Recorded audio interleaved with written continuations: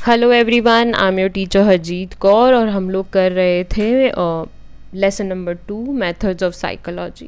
इसमें हम last approach आज करेंगे जो कि है कॉग्निटिव अप्रोच। कॉग्निटिव अप्रोच को समझने से पहले वर्ड कॉग्निटिव को समझना ज़रूरी है। कॉग्निटिव वर्ड का मीनिंग होता है conscious intellectual activities. Conscious intellectual activities के अंदर आता है आपका थिंकिंग, रीजनिंग, रिमेंबरिंग। एक और वर्ड है कॉग्निटिव स्किल्स जो आप बहुत सुनोगे। कॉग्निटिव स्किल्स का मतलब को हम कॉग्निटिव फंक्शंस भी बोलते हैं, कॉग्निटिव एबिलिटीज़ भी बोलते हैं, कॉग्निटिव कैपेसिटीज़ भी बोलते हैं। ये ब्रेन बेस्ड स्किल्स होती हैं जिनको हासिल करने के लिए हमें नॉलेज की ज़रूरत होती है। फिर ये जो नॉलेज होती है, जो हम नॉलेज जो गेन कर लेते हैं, कॉग्निटिव स्किल्स को जब गेन कर लेते हैं तो ये मैन्युपुलेट करती हैं इंफॉर्मेशन और रीजनिंग को। एक और वर्ड है जिसको समझना ज़्यादा ज़रूरी है, दैट इज़ कॉग्निटिव प्रॉब्लम्स। जब अगर आप आगे साइकोलॉजिस्ट बनते हैं तो you have to deal with the cognitive problems, जिसमें जो इश्यूज़ आते हैं ट्रबल रिमेंबरिंग, याद न रहना, लर्न ना होना, नई चीज़ों में कॉन्सेंट्रेट ना होना, डिसीजन ना ले पाना, प्रॉब्लम सॉल्विंग ना होना। तो ये सारे कॉग्निटिव प्रॉब्लम्स के अंदर आता है। अगर कोई आपसे पूछता है कि what are the example of cognition, तो paying attention something in environment, environment में जो चीज़ें होती हैं उन पर अटेंशन देना, लर्न करना किसी भी नई चीज़ को, डिसीजंस लेना, लैंग्वेज प्रोसेस करना, किसी भी नई लैंग्वेज को समझना, मेमोरी, प्रॉब्लम सॉल्विंग, ये सब कॉग्निशन के अंदर आता है। अगर कोई आपसे एग्जाम्पल पूछता है इसके तो ये एग्जाम्पल्स हम दे सकते हैं। अब हम समझेंगे कि बुक में क्या दे रखा है। Cognitive approach, the cognitive approach emerge as an alternative to the mechanistic paradigm of behaviourism. अगर हम बात करें कॉग्निटिव अप्रोच की तो ये इमर्ज हुई थी as a alternative of behaviourism. ये अल्टरनेटिव था बिहेवियरिज्म का। This approach mainly focuses on the study of information processing capacity of an individual in term of perception, remembering, thinking, language, reasoning, problem solving and decision making which are called higher mental processes. ये approach focus करती है mainly information processing के ऊपर कि हमारे दिमाग में information कैसे प्रोसेस होती है, किसी भी इंडिविजुअल के अंदर कैसी कैपेसिटीज़ होती हैं इंफॉर्मेशन को प्रोसेस करने की, जैसे किस तरीके से वो परसेप्शन बनाता है, रिमेंबरिंग कैसी है उसकी, thinking, language, reasoning, problem solving, decision making में कैसा है वो। ये सारी higher mental processes cognitive approach में स्टडी करी जाती हैं। It proposed that we look out for information in the world and our behavior depends upon the way we process this information.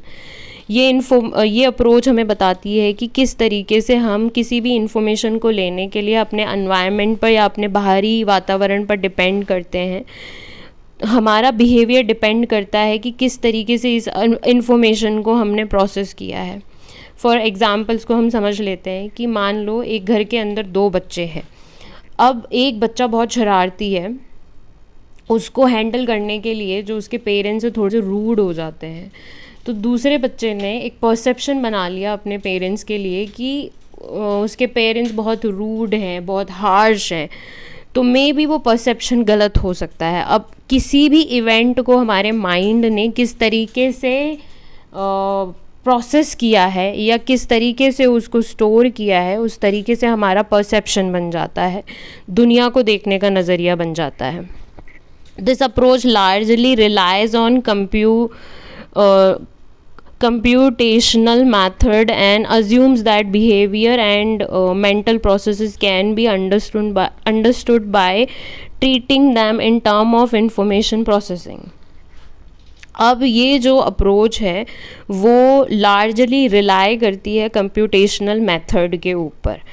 अब कंप्यूटेशनल अप्रोच क्या होती है? कंप्यूटेशनल अप्रोच एक तरीके का डिसिप्लिन है जो बॉर्डर लाइन पर है, आर्टिफिशियल इंटेलिजेंस और साइकोलॉजी की बॉर्डर लाइन पर आता है।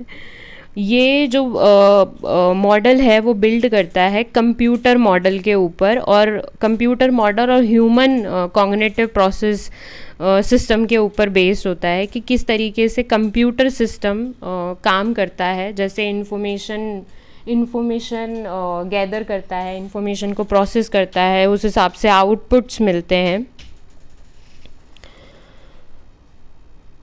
तो कंप्यूटेशनल मेथड को इसमें यूज़ किया, लार्जली अप्रोच किया जाता है इस कॉग्निटिव अप्रोच के अंदर, and assume that behaviour and mental processes can best be understood by treating them in term of information processing.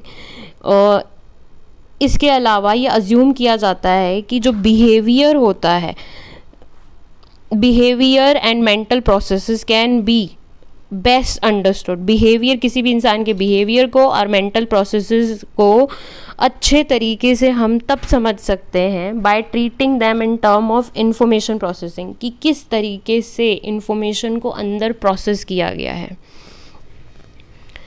The above discussed approach indicate that mental processes, experiences and behavior can be understood from various vantage point.